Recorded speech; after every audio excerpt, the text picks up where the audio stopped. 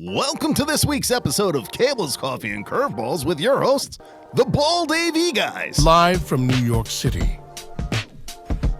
Hey, listeners, welcome back to Cables, Coffee, and Curveballs. I thought about that for a second. You got it right. I'm proud of you. Welcome back to Cables, Coffee, and Curveballs, Season 2, Episode 4. We're coming to you live from Midtown Manhattan in the Poly Studios.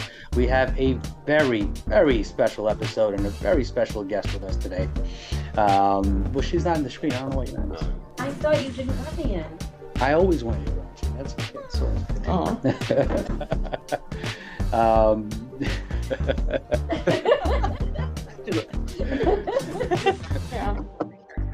We're here with Rich, and Gopesh is here as well. So go ahead, fellas, do you?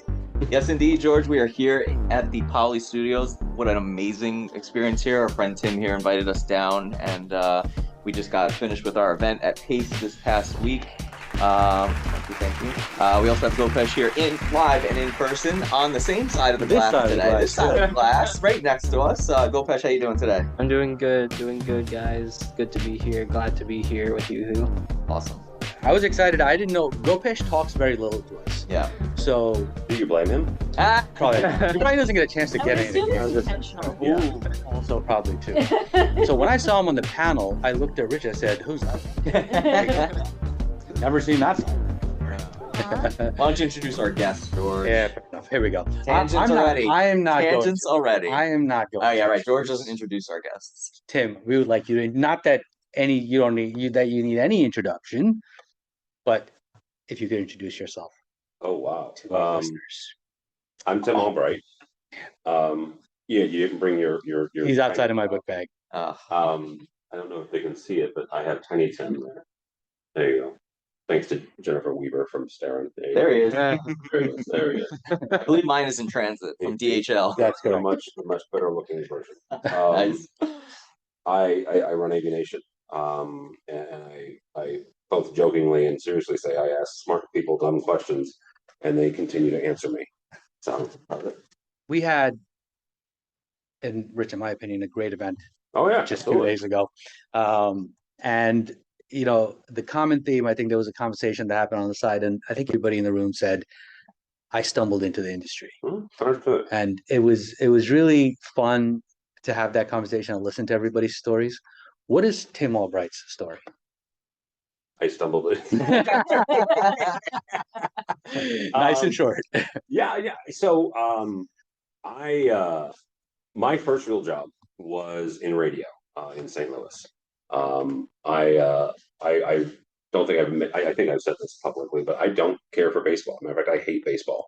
Well, the reason I hate baseball is because of my first job in the industry. It was I was producer for the Cardinals Baseball Network. And I listened to more baseball in 1 year than I care to admit, enough for a lifetime. Right? I ran the longest baseball game in Cardinals history, which was against the Kansas City Chiefs, and it was 21 or 22 I was going to say 21 innings. Yeah. Right. I'm good on baseball. Right. I will go to the ballpark and I'll watch it because I enjoy the people watching. But as far as the sport itself, I'm kind of good. I came up in news talk and then transitioned over to music. We're here in New York. I took my kids and my wife to 9/11 Museum. Right. And one of the things of being people of our age that were alive when 9/11 happened, your kids will ask you where you were. Right. I was in the producer's chair at KMOX when 9/11 happened. I watched the second plane hit on NBC because we were in the middle of it. Right. Sure. We, at the top of the hour, we went to CBS News. It had just happened, and by the time CBS News was over, the second plane had hit, and we were off to the races. So that was my day, right? It was, you folks here that grew up in New York, you guys all knew people, certainly, that were in those towers and have stories. We did as well, right? I had just interviewed a young lady who had written a book. She was on the plane that crashed in Shanksville, right? Her husband worked for the Department of Defense. So those were some of the stories that I was able to share with my kids. So that was, right, I was in broadcasting. And ended up getting married and having kids, as you do. And my daughter was about 2 months old, and morning radio is not conducive for raising a baby. A newborn. Yeah, absolutely. Because I was out of the house at 4 o'clock in the morning, right, 3 o'clock in the morning, and so I was looking for a job, right, something outside, and went back to the college that I graduated from, and found myself being responsible for, at first, replacing projectors in a handful of rooms, and that transitioned into learning how to program systems and how to design and this, that, and the other, and just fell in love with this with the industry. And as you do, you find what you're good at. And one of the things I am good at is asking people questions. And so that transitioned into starting Aviation a number of years later. And here I am. That's amazing. And it's, again, I feel like all our stories are about the same. Like, oh, for me, it was I came out of class one day and there was a job posting on the wall, and I said, well, why not? I'm here 12 hours of the day. I walked in, I got a job, and I've never looked back. For me, my now wife was working for George. That's right. As a student assistant. I had an interview with him one day, which was us we're gonna talking go down sports this road. for 45 minutes. Don't We're tell gonna go down anybody. this road. And the rest is history. That was back in 2004, and here we are almost 20 years later. So that 2008 World Series where Adam Wainwright threw the curveball to Carlos Beltran, and he never took the bat off his shoulder. Were you in the broadcast? You weren't in the. No, I was actually out of radio by then. Oh. So when I was in, it's a dark memory for me. It is. I'm 30. So you're talking about the end of the McGuire era and the start of the Pujols era. Correct. Pujols, Yachty. Yeah. Okay. Pujols, Yachty. Okay. So that was when still the greatest show on turf with the Rams were still in St. Louis. Spent a lot of years at the TWA Dome, interviewing those guys and working with those St. Louis Blues, right? And this is before they ever won a cup or ever thought about winning a cup. But yeah, that was my era of radio in St. Louis. Okay. So there's something I wanted to ask you about as far as, obviously, like you said, you interview a lot of people, you talk to a lot of people, you ask questions, you interact with a lot of folks. You've been gracious enough to have us on your, Aviation program a couple of times, and now you're on the BaldAVGuys here. Fads are obviously a thing in technology, right? Like what's the next big thing? And right now, obviously, AI is. I mean, it's been around, but it seems to be the next big thing. Mm-hmm. Do we, from your perspective, think? Look at where we are. Right. Well, what's going on there? That is, it is pretty cool, right? Is it the next big thing? Is it going to be a fad that kind of fizzles out, along the lines of the 3D TV or something like that? Where do you see it going from your perspective? It is. I am going to borrow from Joe Pham, the CEO of QSIS. It is the next leap forward for humankind. Not just for AV or technology. It really is. And did a conversation with somebody from the CTA a couple of weeks ago, and the CTA is the guys that run CES, right? And CES they put a lot of effort into their show every year, and they had something a couple of years ago where metaverse was everywhere, right? Every freaking booth was a metaverse, metaverse, and that is a fad, right? A flash in the pan, this, that, and the other, and people can yell at me and email me and tell me I'm wrong. That's fine. AI is different. AI is a foundation. It's a framework. It is a skeleton that gets in, right? And it is going to be the basis of everything that we do. I tell my kids all the time, I'm 16 or 17 and 15-year-old. What you end up doing when you retire probably doesn't exist right now. Right?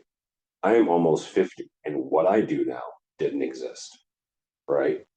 So in essence, I'm a podcaster and I write blogs, right? That you boil everything I don't do. That's what it is. I graduated in 1992, brother. Those didn't exist, right? My kids and the kids that we talk to on Wednesday, those guys 1,000% more, and AI is going to be the thing that drives that. Yeah. I'm gonna change gears. Gina, you're here, so I'm gonna go off on a tangent. Our typical curveballs coming in early. Classic George tangent. I did. I was. I mean, Gina's here. Might as well just throw a curveball at her too, right? She likes baseball though. I do. Yeah, My yeah. favorite Met, John Franco. Oh, John Franco. Mhm. Wow. Yeah. Wow. Mine's between Piazza and David Wright. Oh. I love I'm David sorry. Wright. Piazza. Thank Wasn't I mean, that's when I started watching baseball. But this is not the tangent. Sorry. So that's fine. I did look up some stuff on Atlas IED because I knew you were going to be here, and I knew maybe we could go into a tangent while she's here. Atlas IED collaborates with global partners to shape the future of audio solutions, right? I know Atlas IED does a lot of stuff with school safety and all these things. So where does AI, where do you see that with school safety? I mean, I can keep it simple and say where are we with audio? Stay tuned. Stay tuned. So we'll have a big announcement about that in the coming months. But when you think of using AI for intelligent detection, for safety and physical security, using AI for automation. To take the human element out of things when stuff goes wrong, right? Which is when people tend to panic and make mistakes, right? So yeah, just stay tuned. But yeah, it's for sure going to be a lot about partnerships, about interoperability, and then about bringing in that intelligent component and that learning component. I mean, we already have some intelligence built into some of our platforms, like Atmosphere, for example, where it learns over time when noise gets above a certain level to increase the volume of the background music in restaurants and hotel lobbies and things like that. But what we have coming out with this new partnership is so much more powerful, so much more safety focused, and is only going to continue growing. The model that will be used is a deep learning model of AI. So we're really excited about that. So unknowingly, I've gone off on a tangent. Yeah, because so you know about this. And it's also piggybacking into what the follow-up question I was going to ask. I'm already having FOMO thinking this could have something to do with ISE, which you guys are, I'm assuming, both going to be at in a couple months. George and I are super jealous because we have not been to one yet. Yeah, and someday. I don't think it'll be this year. Although Neto told us about your story. He did tell us about your story. ISE with was a GoFundMe page and stuff? Yeah, the whole GoFundMe page. Tucker's here, well, the other BaldAVG guy. Yeah. So, good Lord, this was 2014. Yeah. And we had made a good relationship, gotten a good relationship with Mike, the executive director of ISE. And I had met Mike through a couple of different avenues, InfoComm and some other places. And he's like, "Why don't you come to ISE?" I'm like, "Because it's freaking expensive, dude. That's why." Right. And it was in Amsterdam. It was Amsterdam. Yeah. And he's like, "Well, we could do this and that and the other." And so they were nice enough to give us a space on the show floor. I'm like, "Well, that's great, Mike." I said, "But I still got to get there. I mean, it's not cheap." Right. And it's still not cheap. It's not cheap. And so George Tucker and a couple of guys got together and were like, "Well, let's see how cheap we can get over there, and we'll just put it out there." And it was $10,000. And we said, "Okay, kids, if you want to see what AV Nation's take on ISE is, here's GoFundMe, right?" And sure as heck, it was a 30-day, window, because at that time that's what GoFundMe gave you. Okay. And we raised $10,000 through the community, and I'm still blown away, And Tucker and Chris Neto and our buddy Bill, who's at Rutgers now, the four of us went over to Amsterdam, and we got an Airbnb 2 blocks off from ISE, which was wonderful. Wow. From the ride, and we spent 4 days over there. All of us got sick. I think there's a story of either Tucker or Neto with their head with a blanket over it. No. On Neto coming back from ISE. But it was a fantastic experience. Yes. And it is still my favorite show. Yes. I love InfoComm, don't misunderstand. I like CEDIA. It's a great show, but ISE is the global show. Stole your question. Stole your question. You knew you were going to. It is the one place where you have at least got to pay attention. You don't have to go, right? Go to Barcelona, it's awesome. But that show is a wonderful cross section between residential and commercial, and the art that can happen between the two. Nice. So you answered my next question. Okay. Favorite show is ISE. If you were, if you were told one show and that's it. Yeah, I see. ISE. Wow. I thought this would be a little harder for some reason. I mean, It's usually a loaded question. Yeah. But no, I mean, and then that I just gave you all the reasons, right? Yeah, it is just everything. And Makes here's sense. the thing, from a even more manufacturer- FOMO now. from a manufacturer standpoint, and you know, I'll step back and be, you know, a little bit serious and you know, the business part of what I do. Manufacturers have made that the number one show that they announced. Bless you. That they announce products at, right? ISE will make no bones about the fact that they have over 300 product announcements, sometimes more than that. Right. Infocom and Cedia, they have less. Right. Right? Right. From somebody who is in the media of this industry, and I cover stuff and I need to talk about new things. That's where the meat is. That's where the meat is. Wow. Gina, what about you? One show, that's it. You know, for me, it's a really hard question because both of those shows, being Infocom and ISE, being an exhibitor, it's hard. I love the shows when I have social time, right? Where I'm really able to reinforce the connections that I have in the industry, because the real reason why we all stay is the community.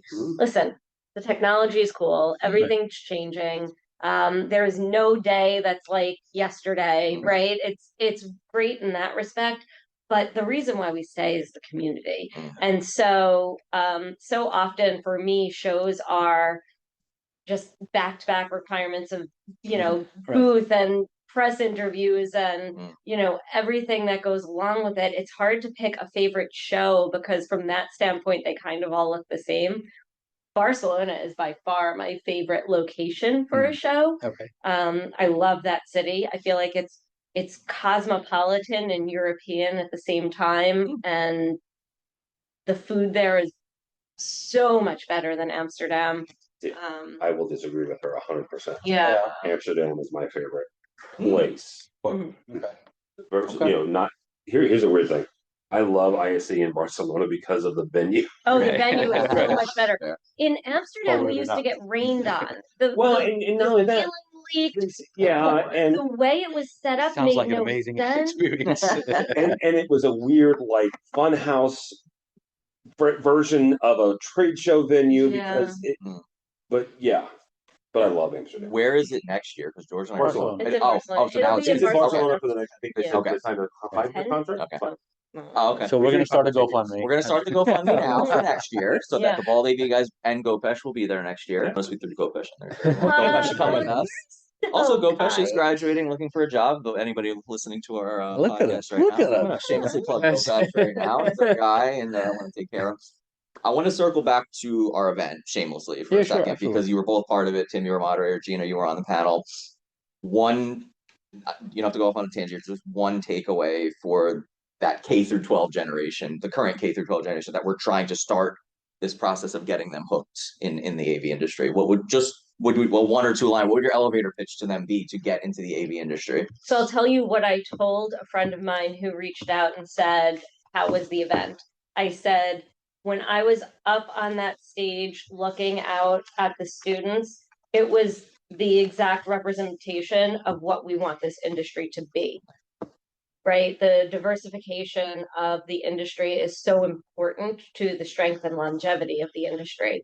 And so looking at those students and seeing the different types of students, the different, walks of life, different genders, just being able to see what we want this industry to see to be in that room, man, that was the best part for me. And what I was also saying is we had a lot of really good questions coming out of that, and one was just to be curious, right? To stay curious and not to be afraid to ask questions, right? That was one of the common things that came out of that of the questions from the audience was, how do I network? Well, just reach out, and it is difficult depending on your personality type to do that sometimes. But one of the things that I don't know if it was you or Kristen said, LinkedIn is a great venue because you use that as a way to get in. It's not threatening, right? I'll get to my LinkedIn when I get to it, and then we'll just connect, right? That's another thing is just to reach out. So BTW, totally an aside, but so related. I woke up this morning to one of the students having set up a LinkedIn account, and he connected with me. Same. He found us all. He That's found impressive. us all. That's impressive. So he took the program, went home, and did his research. And he has a great headshot. Yeah. I mean, it also speaks to their want to do this. It's, you know, if 200 students, one kid, I still take it as a win. Oh, without a doubt. That's a +1, right? Absolutely. We got one more question on the serious note, and then we'll go into the fun things. Tim, you're such a great resource for us. You've been so kind to Rich and me. You're so well known in the industry, so respected. What are your hair secrets? Is it a shampoo? This is the serious part. Well done. So I mentioned I said this. I am Chris Neto and I are the same age, and I don't care what he says. Chris Neto and I are the same age. I think he's 6 months younger than me. He and I were born in 1974. So if you do the math really quickly, next year is 2024.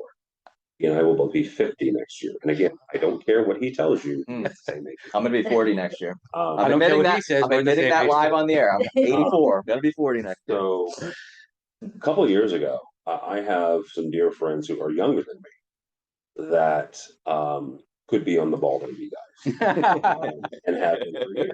Yep. And I was just like, you know what? I'm pushing 50. As long as I can do it, I'm going to do it.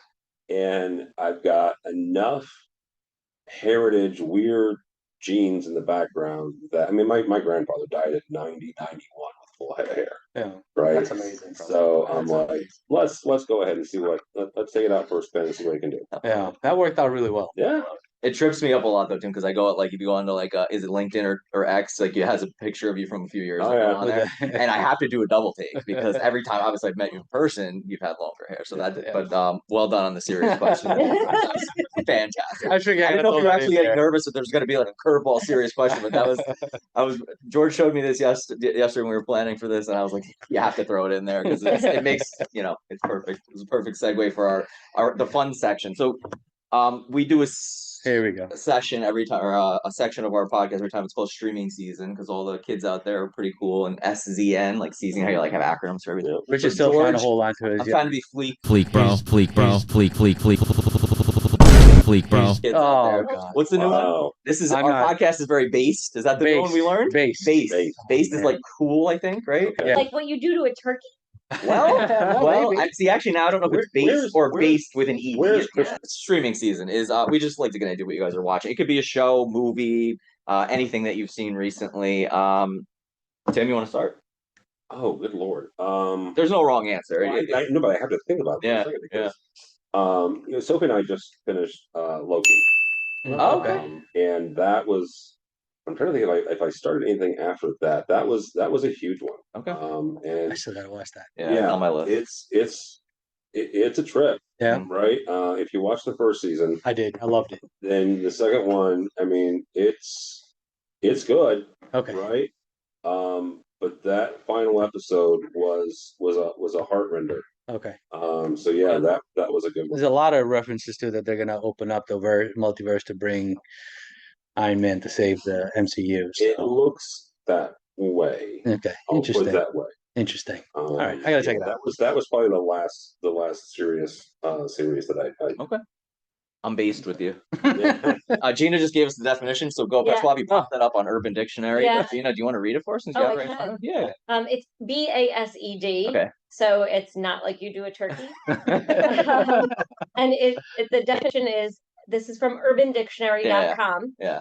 You have to cite it. Yeah. A word used when you agree with something or when you want to recognize someone for being themselves, i.e. courageous and unique or not caring what others think. Okay. The opposite of cringe, sometimes the opposite of bias. Oh, I like that. The opposite of cringe. That's a good way to describe it, right? That's easier. Opposite of cringe. Yeah. Not surprised. I'm okay with that Yeah, though. yeah. At least we were told the right, like, at least he's giving us a compliment, right? Yeah. On our class or our Yeah. pocket, whatever he was complimenting. He was complimenting the class. Yes. The class. Oh so my goodness. if it went the other way, I'd be worried. Yeah. Gina, what are you watching these days? I don't watch TV. Oh, that's Fair. right. We went. We asked through her. the- Gina's one of our first Conversation. returning guests, by the way. That's right. And we had to start. Really? You and John Hewlin, I think. Yeah, John John Hewlin. Hewlin at Infocom was our second timer. Yeah. And I remember last you said that you watch Met games. That was your answer to us yeah, last time, right? and I used to watch Jets games, but now Wow. they're just clown shows. So Well, Aaron I'm Rodgers a is coming Bears back. fan, Gina. Yeah. I'm a Giants fan. I don't think any of us are winning at this table. We're in rough shape in here, guys. Go Fesh, what are you watching? I'm getting into like the doctor dramas now. Oh. So I'm starting with like the basic like Grey's Anatomy. Oh, nice. So Classic. No, I watched it. I watched that with my wife. You have gone down a slippery slope. Yeah, there's like No. 20 seasons. I know 20 seasons. because Still going. my mom's like she also watched the show.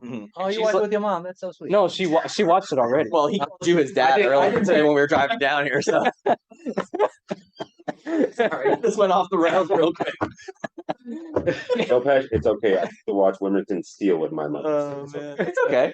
No, but she was the one. She was the one who said like, "Oh yeah, you should try it out." It's like a great it show. get- I like it gets. I like it. She said like it starts to get like more like drama Yeah, type and like it's like less doctory or something like that. She was saying I don't remember Yeah. exactly, but I'll tell you. So Yeah. I don't watch TV, but my son got into Scrubs. Love it. Oh, That was a Yes. good doctor show. George, what are you watching? Oh my God. I don't like Gina. I don't watch a lot of TV.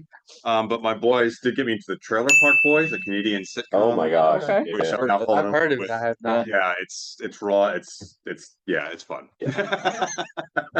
I watch too much TV, so I ran out of shows because nothing's coming out. Yeah, everything's because of the writer strike. But I started Criminal Minds. Okay. And the first 3, 4, 5 episodes are fantastic. And then I'm like, wait a minute, everything is the same Mm, exact mm. story. And they're, it gets, I think I'm like 6 or 7 episodes in, and I don't think I can. Are you finish. bored? Yeah. Yeah. I'm watching. It's called Found on it's on Tuesday nights. It had Zach Morris in it. So growing up with Saved by the Bell, that always piques my interest when he's in something. It's like one of those shows where you kind of are like at the point where like you've gone too far, Yeah. but you can't give up on it. So He's like, bored too. well, no, I'm not bored, but like my wife and I are like, are we gonna keep watching this? And every Tuesday night we're still watching it. You know what I mean? Because we want to see how it ends, and I'm really hoping it's like a really like crazy ending. Yeah. But if it's not, I'm really disappointed because I wasted 10 hours of my life watching it. But it is what it is. There's only so many things to watch right now. I have one for you really quickly. Okay. It's a very short season. Okay. It's called Inside Man. Okay. With Stanley Tucci Yes. Okay. and David Tennant. All right. What's it on? Netflix. Netflix. Okay. Oh. Yeah. First of all, I love Stanley Tucci. Okay. And he is Stanley Tucci, like, Okay. Right. and I love David Tennant from Doctor Who. Right. And he is a different version of David Tennant. Like it is a really seriously. Noted. Yes. I will. George stop is excited watching now. He's Criminal going back. He's going Minds. tonight to start watching it. All right. Oh yes. Oh yes. and the soundtrack is phenomenal. Nice. Sold. Yeah. Nice. Sold. Let's go into some sports real quick. Ooh. Just quick predictions. Nothing. Yeah. No analysis or anything like that. Quick predictions.